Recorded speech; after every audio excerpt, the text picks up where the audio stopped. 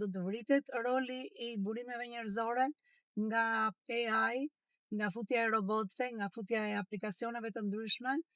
Ata që kanë shpikur armën, ata që kanë shpikur Kalashnikovin, nuk janë në mënyrë të jashtëzakonshme ata që do të bëjnë strategjinë e një lufte ku do përdoret Kalashnikov. Burimi e re që po vjen, teknologjia që po futet, në fakt do të heqë nga duart e atyre të burimeve njerëzore, atij funksionit të drejtimit të njerëzve, do të heqë gjithë pjesën e cila është, më fal ta quaj me fjalën më të bukur të mundshme, burokraci nga fillimi në fund, dhe do të bëjë që ata që merren me drejtimin e njerëzve do të merren me njerëzit vetë.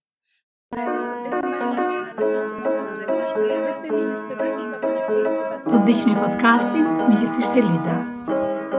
Përshëndetje miq, kënaqësi të takohemi prapë në një nga udhëtimet e mia. Janë udhëtime që unë i kam shumë afër zemrës sepse më bën shumë mirë. Është një kohë që e marr shumë personale për kohën time private. Është një nga ato që unë e quaj sweet spots. Sot do doja të flisja në fakt për rolin e funksionit të burimeve njerëzore, të drejtimit të njerëzve. Dhe nëse do futem më konkretisht, janë disa pyetje që më dalin në forumet që bëjmë me drejtues të burimeve njerëzore, por dhe drejtues të linjës, siç do të quaja ata që drejtojnë njerëz, që nuk është e thënë domosdoshmërisht të kenë rolin funksional të burimeve njerëzore, por janë njerëz që drejtojnë njerëz. Dhe pyetja bazike, kryesore që po diskutohet gjithandej është: a do të vritet roli i burimeve njerëzore nga AI, nga futja e robotëve, nga futja e aplikacioneve të ndryshme? Dhe ajo që unë dua të them me shpirt është që personalisht unë mirëpres jashtëzakonisht këtë frymën e re që ka ardhur të përdorimit të AI-t. Pse e them këtë gjë?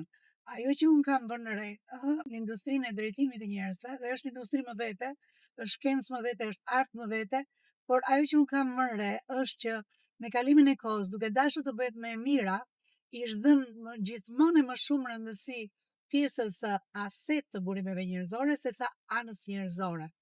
Në fakt, ajo që unë konceptoj dhe e besoj plotësisht është që kjo rrymë e re që po vjen, teknologjia që po futet, në fakt do të heqë nga duart e atyre të burimeve njerëzore, atij funksionit të drejtimit të njerëzve, do të heqë gjithë pjesën e cila është, më fal ta quaj me fjalën më të bukur të mundshme, burokraci nga fillimi në fund, dhe do të bëjë që ata që merren me drejtimin e njerëzve do të merren me njerëzit vetë.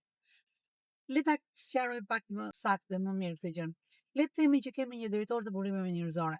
Roli i parë, primar, i këtij personit është të rrit njerëzit dhe të ndihmojë njerëzit të rriten. Dhe në rritje do të thotë të kesh mundësi të zhvillosh, të kesh mundësi të merresh me ta, dhe kjo mund të jetë si me personat që ka në krye, nga ku varet, ashtu dhe me personat të cilët në hierarki ka më poshtë se vetja.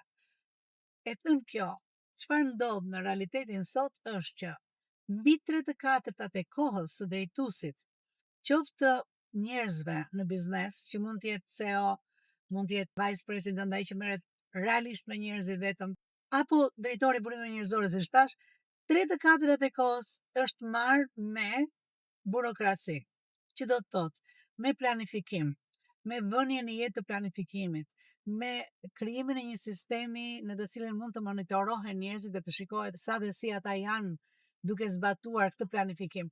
Dhe ajo që harohet, ajo që është lënë pas dore është që ky person është zgjedhur për këtë pozicion për shkak të disa aftësive dhe për shkak të disa talenteve të lindura që ka të jetë a people person. Dhe ajo që unë uroj dhe që po ndodh dhe që ne duhet përgatitemi është ky shifting që po bëhet, është si të futesh të drejtues të njerëzve, themon, ta futesh në një centrifug dhe të thuash gjithë gjërat që nuk kanë të bëjnë me detyrat bazike, themelore të drejtimit të njerëzve, dalin në anësore dhe këto automatikisht do kalojnë do bëhen nga AI. Ndaj unë besoj që ky është një revolucion i jashtëzakonshëm në drejtimin e njerëzve. Ndaj unë besoj fort dhe kam mbi 3-4 vite që them reskilling and upskilling of people. Pra, ripunizimi njerëzve me mundësitë e marrjes së aftësive të reja që kërkon tregu punës është gjëja bazike që ka në mirëndërtimin e funksionit të drejtimit të njerëzve.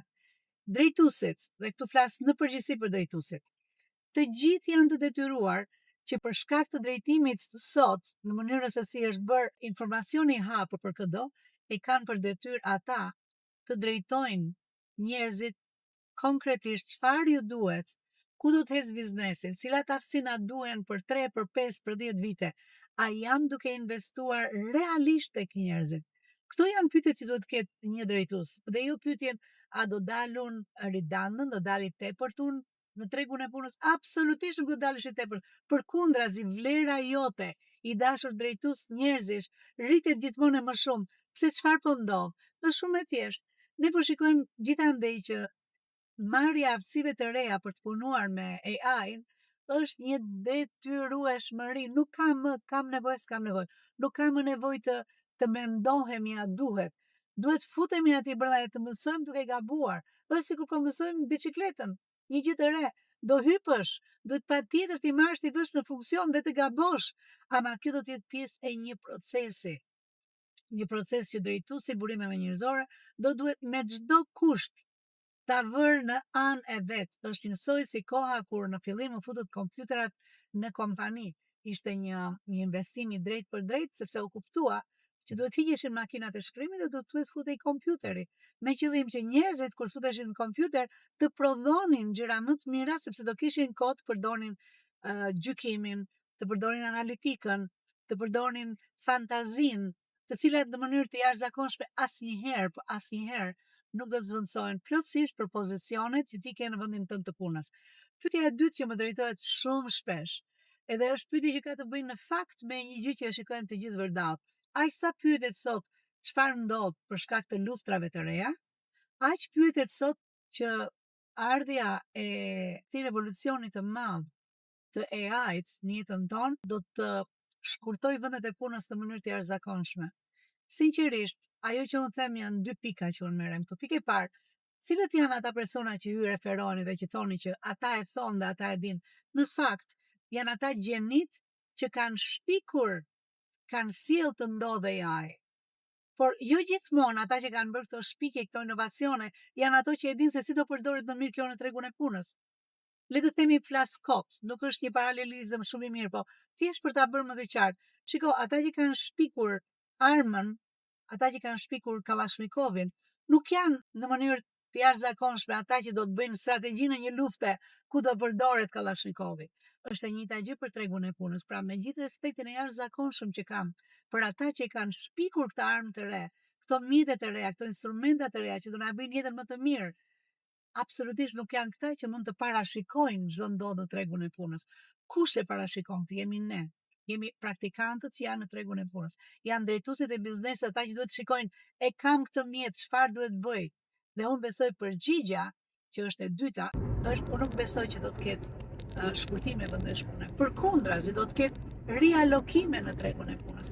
Dhe ne si specialist, ne si ekspert të kësaj fushë, e kemi thënë këtë që në 2019 që kur filluan të shikoheshin gjërat, pastaj 20 e vuri gulën, që automatikisht do të kemi një reshuffling të gjërave. Pra gjërat do të vendosen në vende të caktuara dhe do marrë shumë kohë. 2 gjëra kemi që kemi të sigurta si buka që ham.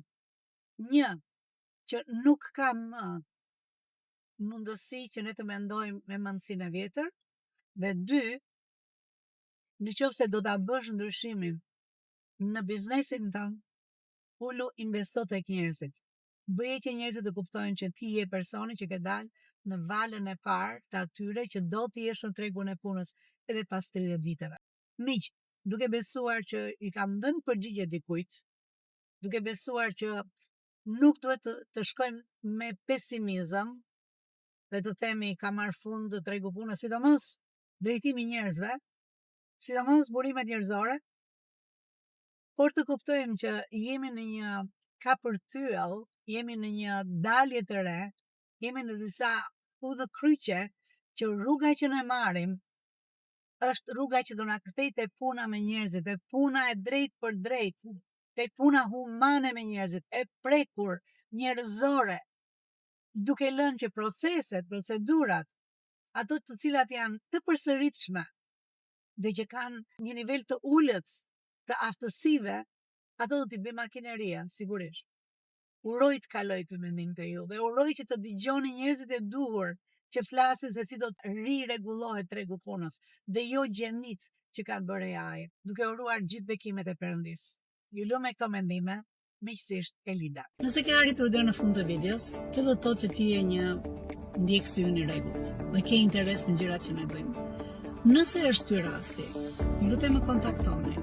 Ne mund të futemi shumë mirë në një nga programet e mia dhe të marrim të shikojmë çfarë është gjëja që të bën më shumë mirë ty në momentin që ti je në përgjithësimin e karrierës ku ti je, në ecjen që ti ke bërë. Dhe jam e bindur që ti mund të bashkohesh një armate të madhe njerëzish të suksesshëm me të cilët ne punojmë. Prej të cilëve ne në mënyrë të vazhdueshme secili nga ne mëson, por jo vetëm kaq. Krijojmë një network, krijojmë një rrjetëzim që është i jashtëzakonshëm. Kur kanë të njëjtën ide që ndahet, që është të qenit, me mendje të hapur, të qenit i gatshëm të ndihmojnë njëri tjetrin dhe të qenit vazhdimisht në tregun e punës për të dhënë më të mirën tonë. Nëse është kjo që të ka sjell tek podcasti im, të lutem më shkruaj. Të lutem, është shumë e kollaj të më gjesh, ndoshta në Facebook me Lida Notro, ndoshta në Instagram që është Emi Coaching and Consulting e gjeni kollaj fare, ose dhe në YouTube. Mundësitë e lidhjes janë të jashtëzakonshme. Mundësitë nga të cilat ju do përfitoni nga kjo lidhje nuk ka të bëjnë me mua, kanë të bëjnë me gjithë rrjetin e njerëzve me të cilët do të bashkëpunojmë. Uroj t'ju shoh nga brenda programeve të MSC. Ju uroj gjithë bekimet e Perëndis. Miqësisht Elida.